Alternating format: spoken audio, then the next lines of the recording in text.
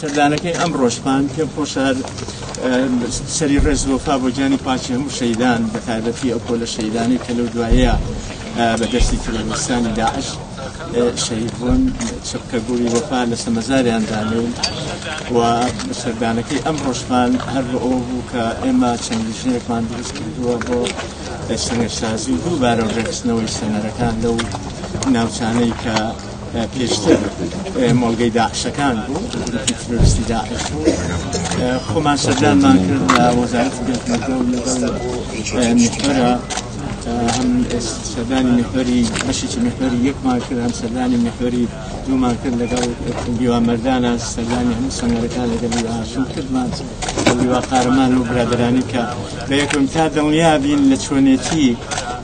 ئەو بەرنامەی کە دانرابوو بۆ سەنگەر ڕێخستنەوە و سەنگەرسازی و خۆمانیش بە کەم و کوڕەکان ببینین و ئەگەر لە شوێنێک ئیشەکان باش کرابێ دەستخۆشیان لێ بکەین ئەگەر لە شوێنێکیش تەواو نەکرابێ پەلایان لێ بکەین بە ئەوەی تیمی زیاتر دەست بەکار